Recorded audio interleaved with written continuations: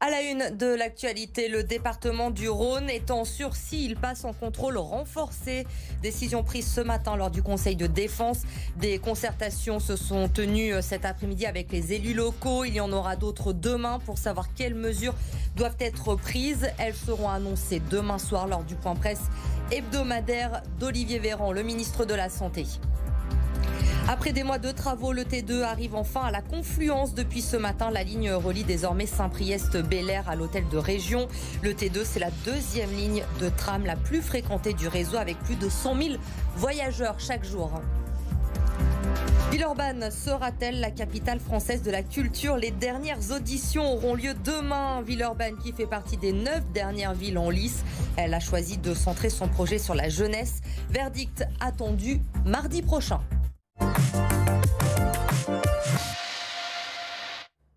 L'épidémie s'accélère, ce sont les mots de Gabriel Attal, le porte-parole du gouvernement aujourd'hui. Et on le voit clairement dans notre département, le taux d'incidence ne cesse d'augmenter. Regardez ces deux chiffres très significatifs. 383 cas pour 100 000 habitants, c'est le taux d'incidence aujourd'hui. On était à seulement 236 au début du mois de mars, soit en dessous du seuil maximal d'alerte qui est à 250. Résultat, le Conseil de défense a décidé ce matin de passer le Rhône en contrôle renforcé avec l'Aube et la Nièvre.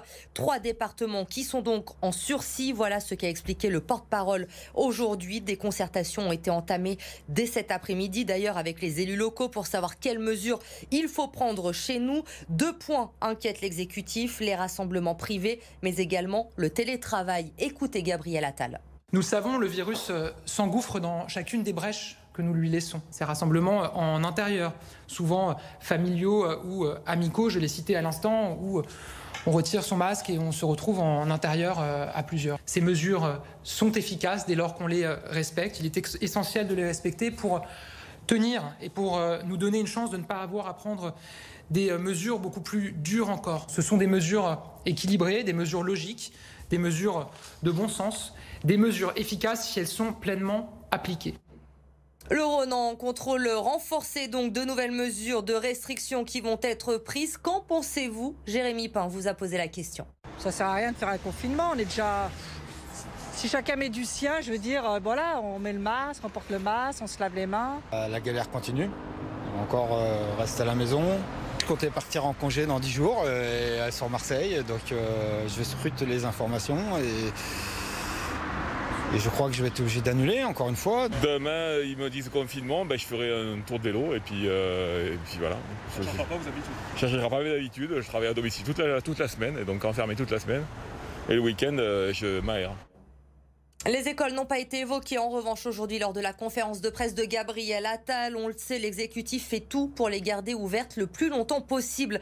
Dans les universités, en revanche, la donne est tout autre. Les cours en distanciel sont aujourd'hui la priorité et les cours en présentiel l'exception. Alors justement, comment se passe cette reprise en petits groupes? Exemple à l'université Lyon 1 avec Hugo Frances et Arthur Blé. Plus de 6 mois qu'ils n'avaient pas mis les pieds en laboratoire. Pour ces étudiants en 3e année de licence de génétique et biologie cellulaire, le retour en présentiel était attendu, mais surtout essentiel dans un domaine où la pratique est au cœur du cursus. C'est quelque chose qu'on ne peut pas faire à distance parce que la pratique, on peut l'apprendre qu'en laboratoire. C'est vrai qu'en vidéo, on ne sait pas faire, on voit, mais l'acquisition de la pratique, c'est vraiment important en laboratoire. Pour respecter les distances sanitaires, chaque promo est accueillie en demi-groupe lors des travaux pratiques. Un autre point positif pour les étudiants. C'est plus agréable d'être moins nombreux dans la salle, il y a moins de bruit ambiant déjà globalement. C'est vrai que la prof est plus disponible du coup pour nous aider individuellement, pour répondre à nos questions, pour surveiller que ça se passe bien ce qu'on fait. Et c'est vrai que c'est plus agréable d'être moins nombreux et après évidemment c'est ce qu'il faut faire vu la situation sanitaire actuelle. Dans les universités, la jauge maximale est actuellement fixée à 20% de la capacité d'accueil de l'établissement, mais Lyon 1 veut faire plus et fixe ses objectifs que chaque étudiant puisse assister à des cours en présentiel au moins une fois par semaine. On est encore sur une reprise progressive, on n'a pas complètement atteint les 20%. Notre souhait, une reprise à 50%, parce que en gros, pourquoi 50%? C'est parce que dans les formations, je dirais, en moyenne, il y a 50% de cours magistraux et 50% de travaux pratiques ou travaux dirigés. Il y a quelques jours, La ministre de l'Enseignement supérieur, Frédérique Vidal, a dit espérer que la rentrée 2021 se fasse totalement en présentiel. Vacciner matin, midi et soir. Le message d'Emmanuel Macron est très clair. Nous devons accélérer la campagne de vaccination. Pour cela, des vaccinodromes doivent ouvrir un peu partout en France dans les prochaines semaines. En Auvergne-Rhône-Alpes, le président de la région propose, lui, de mettre à disposition l'ensemble des lycées pendant les vacances scolaires qui débutent chez nous le 9 avril au soir. Dans le même temps, l'Agence régionale de santé a annoncé aujourd'hui que nous aurions plus de doses au mois d'avril, 200 000 par semaine, contre seulement 85 000 au mois de mars. 40 caméras de vidéosurveillance et 4 portiques installés. La région a présenté son plan de sécurisation du lycée La Martinière du Cher. Aujourd'hui, les enseignants, mais aussi les élèves, dénoncent depuis plusieurs mois maintenant la sécurité, mais également les incivilités nombreuses dans, mais aux abords aussi de cet établissement. Corentin Marabeuf, Arthur Blé. Des caméras pour dissuader les élèves de commettre des incivilités. Sur cet écran, un agent d'accueil visionne les images des 30 caméras qui viennent d'être installées à l'intérieur du lycée La Martinière du Cher. Nous avons pris cette décision lorsque nous avons observé que quotidiennement, des déclencheurs d'alarme avaient été mis en œuvre. Quotidiennement, des extincteurs avaient été percutés et que nous étions incapables de trouver les auteurs. Un mois et demi après l'agression d'un professeur, la région a décidé d'investir 200 000 € pour sécuriser l'établissement. D'autres caméras vont être déployées aux abords du lycée et 4 portiques de sécurité seront installés pendant les vacances. L'objectif de la région, vraiment, c'est de sécuriser les entrées, de permettre aux lycéens d'être tranquilles, sereins à l'intérieur de leur lycée. C'est quand même la moindre des choses pour apprendre. C'est aussi de rassurer les familles qui mettent leurs enfants dans cet établissement. Encore marqué par les violences urbaines qui ont touché le quartier de La Duchère début mars, le proviseur de ce lycée s'inquiète davantage pour la sécurité de ses élèves lorsqu'ils sont à l'extérieur de l'établissement. Nos élèves sont régulièrement ennuyés, agressés, rackettés. Quand ils se rendent à leur arrêt de bus. Ça, c'est une vraie difficulté que nous ne connaissions pas avant le mois de septembre dernier. Pour répondre à cette problématique, la ville de Lyon a déjà déployé des caméras mobiles et renforcé la présence de la police municipale. Il était attendu, le T2 arrive enfin jusqu'à la Confluence. Inauguration ce matin du prolongement de la 2e ligne de tramway du réseau la plus utilisée. Plus besoin donc de descendre à Perrache pour récupérer le T1. Désormais, vous pouvez aller de Saint-Priest-Bel-Air à l'hôtel de région sans faire le moindre changement. Un gain de temps pour beaucoup. Écoutez Bruno Bernard, le président du Citral, au micro de Mélanie Ferreira.